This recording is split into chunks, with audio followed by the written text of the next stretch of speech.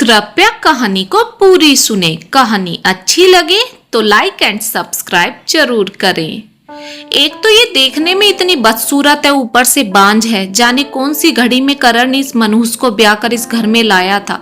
सोचा था कि कोई रईस घर की राजकुमारी लाऊंगी अपने बेटे के लिए, पर जाने क्या काला जादू कर दिया मेरे बेटे पर, जो इस काली कलूटी के प्यार में पागल हो गया। सलोनी चुपचाप रसोई में काम कर रही थी और निर्मला जी ड्राइंग रूम में सोफे पर बैठी हुई बड़बड़ा रही थी। निर्मला जी का परिवार शहर के नामी रईस परिवारों में से एक था। बड़ी बेटी स्नेहा ने दिवाकर से लव मैरिज की थी। दिवाकर एक सड़क छाप आशिक था जो शादी के बाद घर जमाई बनकर निर्मला जी के घर में ही रह रहा था। दिवाकर को कुछ और आता जाता नहीं था, मगर मीठी बातें करके उसने निर्मला जी के दिल में अपने लिए एक खास जगह बना ली थी।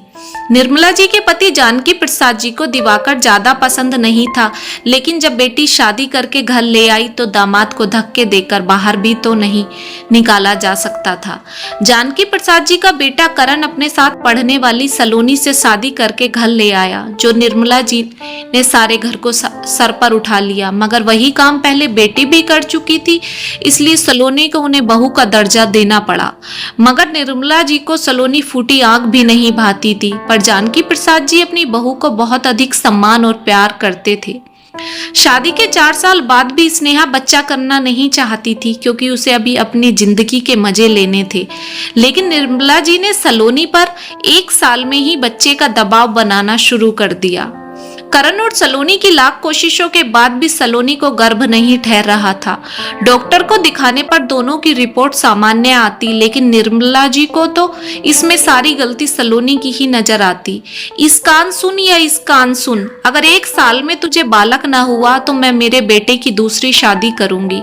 निर्मला जी ने सलोनी पर फरमान जारी कर दिया। बेचारी सलोनी नौकरों की तरह सारा दिन घर का काम करती और भगवान पर भरोसा रखती, क्योंकि उसकी सारी रिपोर्ट नॉर्मल आती। कभी ना कभी उसे बच्चा जरूर होगा, लेकिन 1 साल में ही होगा इसकी क्या गारंटी थी। सलोनी की बस एक ही ताकत थी, उसका पति, जो हर कदम पर सलोनी के साथ रहता। सलोनी कुछ दिन से महसूस कर रही थी जैसे दिवाकर सलोनी के आसपास ही मंडराता रहता है। बात बात पर सलोनी को छूने की कोशिश करता है और जानबूझकर सलोनी को कोहनी मारकर निकल जाता है। सलोनी की समझ में नहीं आ रहा था कि ये सलोनी का वहम है या दिवाकर जीजाजी ये सब जानबूझकर कर रहे हैं। इसलिए सलोनी ने किसी से भी इसकी शिकायत नहीं की। लेकिन सलोनी की चुप्पी का गलत मतलब निकालकर एक दिन दिवाकर ने सलोनी को सोते हुए बिस्तर पर पकड़ लिया। सलोनी ने करण समझकर किसी भी तरह की हरकत नहीं की। दिवाकर सलोनी की रजाई में घुस गया, मगर जैसे ही सलोनी के बदन पर हाथ घुमाया, उसके स्पर्श से ही सलोनी को एहसास हो गया कि ये करण का हाथ नहीं है। सलोनी कूदकर बिस्तर से दूर जाकर खड़ी हो गई। बत्ती जलाकर देखा तो दिवाकर रजाई में घुस रहा था। जीजाजी, आपकी हिम्मत कैसे हुई मेरे साथ ये गंदी हरकत करने की? सलोनी ने गुस्से में चिल्लाते हुए बोला। सलज जी, एक बार सेवा का मौका दो, एक बार में ही बच्चा ना ठहरे तो कहना। दिवाकर ने बेहद गंदी नजरों से सलोनी को ऊपर से नीचे देखते हुए बोला। सलोनी ने एक जोर का चाटा दिवाकर के गाल पर रख दिया। इतने सारे घर वाले इकट्ठे हो गए। करमजली, तेरी हिम्मत कैसे हुई घर के दामाद पर हाथ उठाने की? अभी पैर पकड़कर दामाद जी से माफी मांग। निर्मला जी ने सलोनी को घूरते हुए बोला। पर मम्मी जी, एक बार सुन तो लीजिए, मैंने उन्हें क्यों चाटा मारा है? पहले माफी मांग, उसके बाद होगी सारी बात। निर्मला जी ने फरमान सुना दिया। इतने करण भी कमरे में आ गया। निर्मला एक बार सुन तो लो बहू की भी, सलोनी के ससुर जानकी प्रसाद जी ने बोला।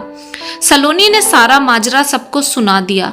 हरामजादी, मेरे पति पर लांछन लगा रही है। जिसकी खुद की बीवी इतनी खूबसूरत हो, वो तेरे जैसी बेसूरती पर न डालेगा। स्नेहा ने सलोनी के बाल जोर से खींचते हुए बोला।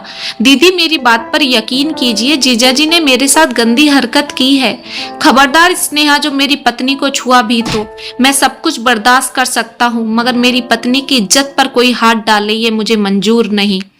करण ने दिवाकर का गिरेबान पकड़कर बोला। ठीक है, तो तुझे अगर अपनी पत्नी पर इतना भरोसा है तो इस घर में तेरे और तेरी पत्नी के लिए कोई जगह नहीं। निर्मला जी ने खून उतरती हुई आंखों से करण को देखते हुए बोला, ये घर मेरा है और इस घर में कौन रहेगा और कौन नहीं रहेगा इसका फैसला मैं करूंगा।